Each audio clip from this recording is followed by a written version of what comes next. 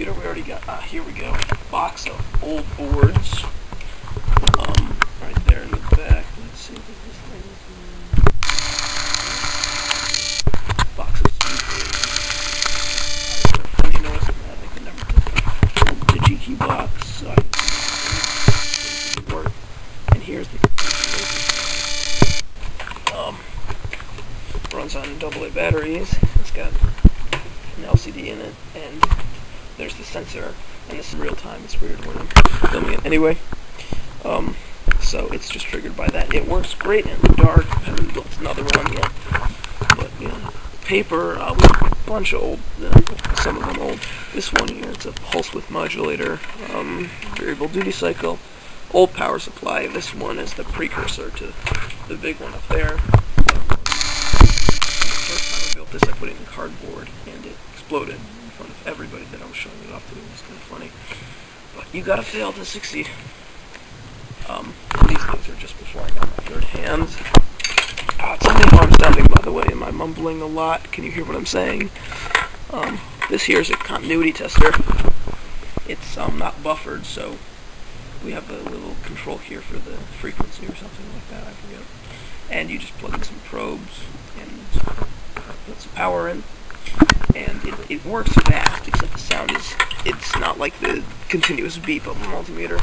In this one, this is a constant current supply that I built for a motor controller. Some papers, another old box. Oh, we cannot forget Legos. Legos are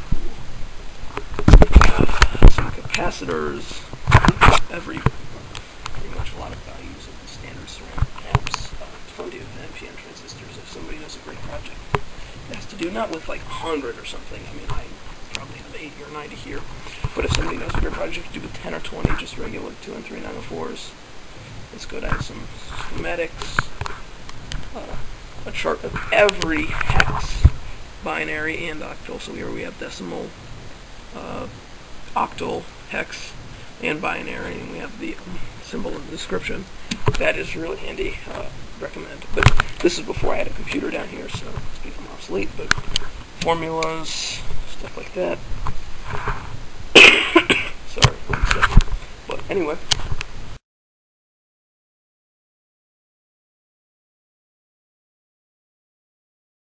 So basically, the probe input is here, just RC a jack. On the right side we have some switches. These go from ×5, ×2, ×1 for the vertical. We have ground coupling, and then we have our 1 volt and 0.1. If we set it to 1 and 5, it's now doing 5 volts per division. If we set it to 0.15, it's now doing half a volt per division. And if we set it to 2, it's now doing 2 volts per division. And here we have our frequency. It's got a cheap frequency counter, DC and AC coupling. It's got a built-in square wave, so I'll probably show you that. We have some controls here. The OK will pause it, so if we're on a waveform, we can pause it, and it'll say hold.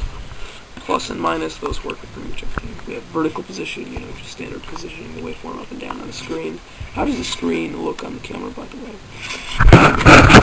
We have horizontal position. This will position, change your position throughout the whole, whatever it's captured the waveform, I guess.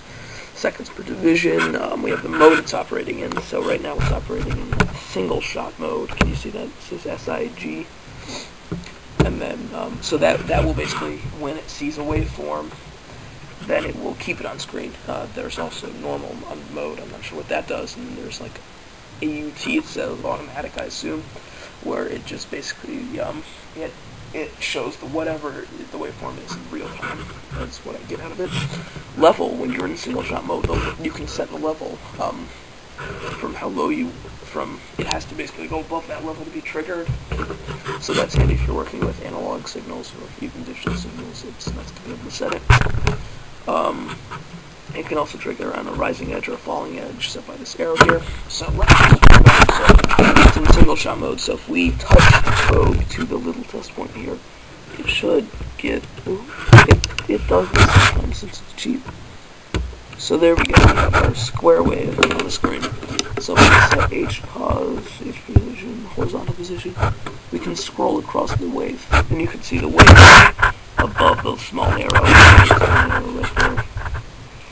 So the trigger button, I've set the trigger on a pressing edge. Anyway, I figure. And so you see, if we change the mode and we change it to automatic or AUT or whatever, and we hook it up, now see the flash. We change the seconds per division, so it's now in single shot mode. And then we change the seconds per division, and change it smaller or larger. We change the square width. But anyway, let's change it back to single shot mode. It does some weird stuff. And I'm just going to hook up my launch pad with the shift register here.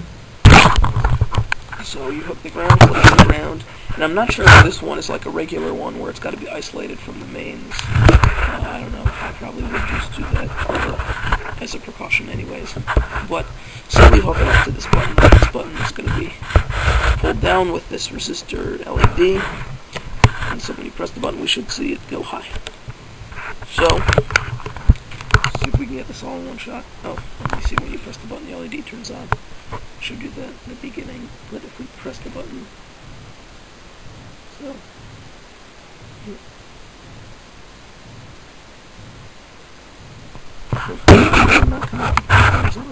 I don't know. Oh, it's not triggering, right. So this is an example of, it was set to, trigger it 5 volts, and trigger it 3. Because this, for you guys who don't know, the launch pad is a 3.3 volt system, not 5. So there we go. We can see the button, and if we zoom in, we might be able to see the bouncing of the button. Oops, I'm not really sure how to use this. Excuse me. So if we change it to be smaller here, milliseconds. We set that to 50 microseconds. That's single shot mode. I found single shot mode to be the most useful.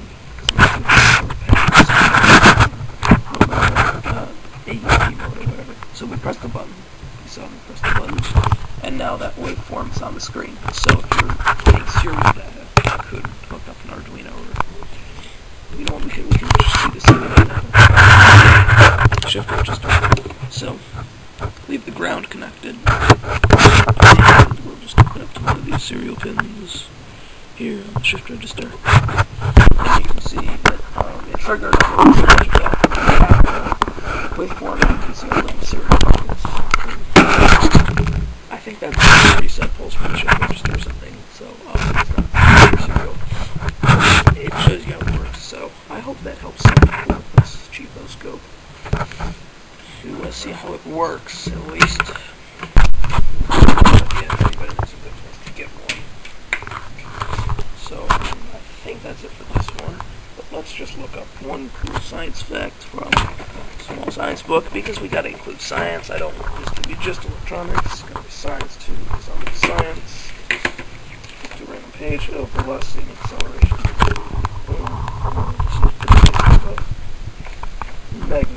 Magnetism is cool. Computers, that's electronics. We don't want that. Not that we don't want electronics, but we... waves. Waves, interesting. Heat. Musical sound. Stretching and pulling. Forces. Ooh, rockets. I love rockets. What else? Quarks. That's cool, yeah. Let's see if my memory... 6 types of quarks are up, down, top, bottom, strange, which one? Yeah, and quarks, I think, are, I know they are inside, protons and neutrons, and I'm not sure if they're inside. Enough for now.